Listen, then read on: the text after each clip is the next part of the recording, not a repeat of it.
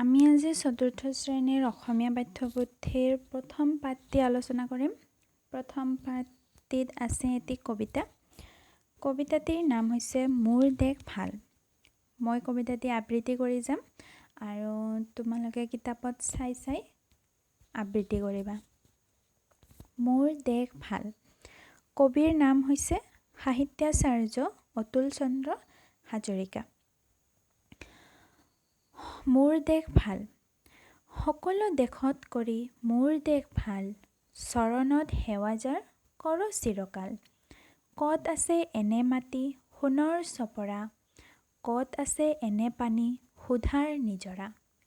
ক'ত আছে এনে ধান এই ধৰণিত। ক'ত আছে এনে ধন হাবি বননিত। ক'ত আছে এনে পলু এৰী মুগা পাত। ক'ত আছে এনে পক্ষী অমাতৰ মাত। ক'ত আছে এনে ফুল ফুলে ১২ মাহ। ক'ত আছে এনে ফল দেখিলে ওলা। ক'ত আছে এনে ঠাই সৰগ ফুলনি। ক'ত আছে এনে আই সোণৰ গোসানী। ভাই ভনী মিলি য'ত থাক চিৰকাল। সকলো দেশত কৰি মোৰ দেশ ভাল। কবিতাটি চাই তোমালোকে আবৃত্তি কৰিবা আৰু ইয়াৰে প্ৰথম ৮ লাইন মুখস্থ কৰিবা।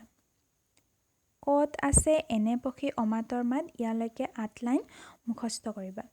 মুখস্থ কৰি নিজৰ বহীত লিখি ল'বা আৰু লিখি মোক এবাৰ দেখুৱাবা। এইটো হোমৱৰ্ক থাকিল, ঠিক আছে? কবিতাটি মুখস্থ কৰাটো হোমৱৰ্ক থাকিল, কিন্তু এইটো মুখস্থ কৰি লিখিবা আৰু লিখি মোক এবাৰ দেখুৱাবা। কবিজনৰ নাম মনত ৰাখিবা।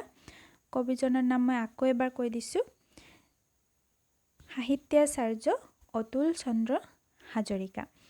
কবিতাটিৰ তোমাৰ মুখস্থ হোৱাৰ পিছত আমি ইয়াৰ প্ৰশ্নবিলাক ইয়াৰ পিছৰ ক্লাছত আলোচনা কৰিম।